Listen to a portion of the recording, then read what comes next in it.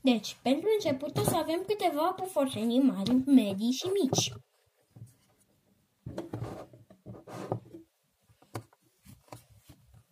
Prea puține de Rose Fluffy. O să mai luăm câteva Rose Fluffy. Așa de mari. Chiar și una mică. Să luăm și să avem o familie. Nu chiar o familie. Am găsit o țară.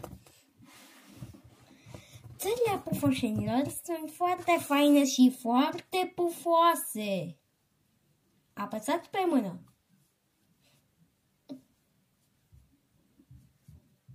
E pufoasă. Așa-i? Așa sunt unele mari și medii.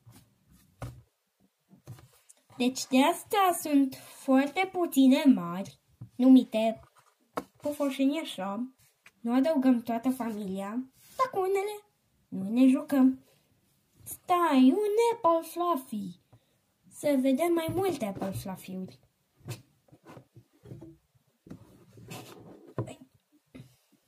Să căutăm mai multe.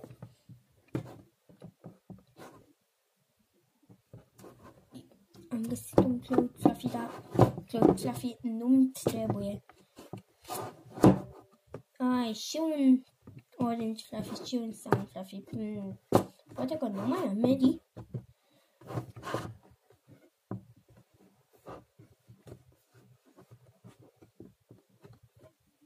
Da, doar atâtea sunt.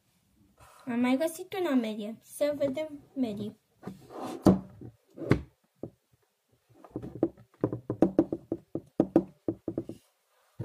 Da, nu mai sunt medii.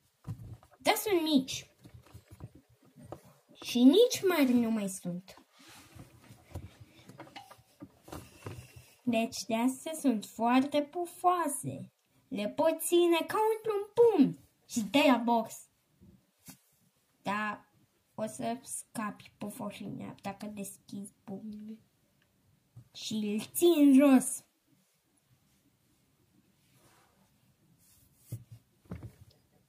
Tot cade. Mai duc să o iau.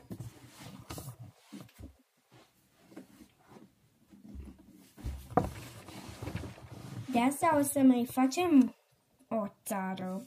Și o țară, dar una mai scurtă. Le punem la loc, nu toate, dar toate astea mari.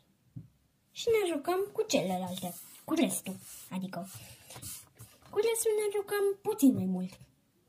Ne jucăm până la 10 minute. Deci de asta ne mai jucăm încă 8 minute. De fapt 7. Este o țară puțin mai mare. Dar vezi că restul sunt așa mari. Nu chiar așa mari, dar puțin mari. De astea sunt mari, dar nu așa de mari. Sunt puțin mai mici. Una a dispărut, dar sunt foarte pufoase, așa-i? Dau ca un fluturaș. Ca un fluturaș pufos. Deci de asta funcționează așa prin apăsare.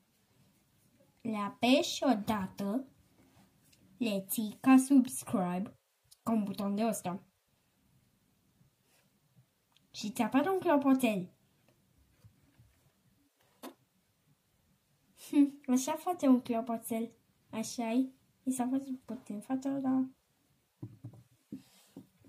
Ce cade una? Mă duc să o iau.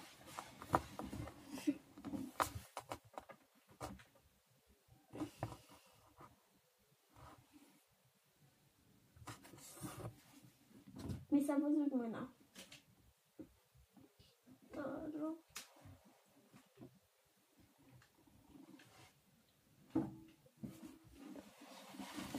Nu mai găsesc. A dispărut de tot. Ce ciudat. Ne mai jucăm încă 6 minute.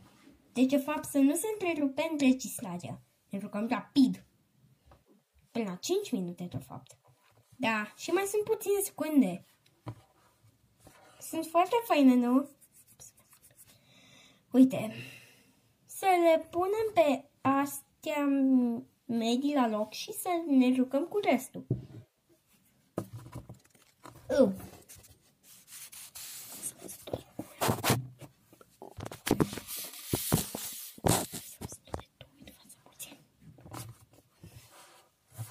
Așa.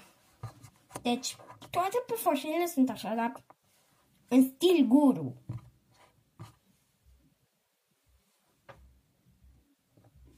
Așa de apropiate și de vizibile.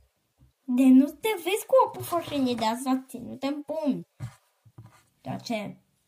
Da, nu chiar în pumni de pufoșenii sunt așa. Că scapi aia. O scuturi foarte tare și o scapi asta. Ați văzut asta? Nu e chiar un pumn de pufoșenii.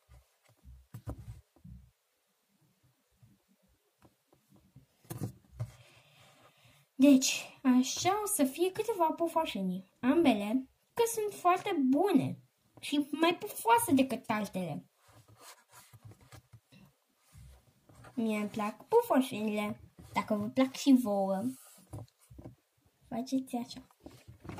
Cu fața. Dacă aveți un joc cu cântecul meu, nu chiar așa, dar altcumva, de exemplu, un joc cu 3 silabe sau cu câteva cuvinte, cu 3 silabe și cu câte cuvinte vreți voi sau orice număr de cuvinte, nu infinit, dar nu așa mare. Există foarte puține cuvinte și pufoșenile un cuvânt puțin lung. Pufoșenie. O pufoșenie, mai multe pufoșenii. În stil guru sunt pufoșenile, așa-i? Și multe cad, așa-i? Da, cad multe. Să le punem într-un căpăcel. Căpăcelul este ăla de la pușculiță. Ăla clupatul.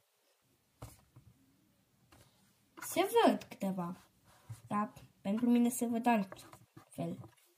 Și s-a făcut în formă de capac. Să punem capacul la pușculiță și vom termina cu asta. De sărirea pufoșenilor, terminare și luare și de acoperire. Unde sunt pufoșenile? În mâna mea. Am simțit doar. Deci de astea, toate pufoșenile vor fi așa. Nu chiar așa, dar puțin mai bune. Și mai pufoase. O să oprim aici. Să punem și pe astea la loc.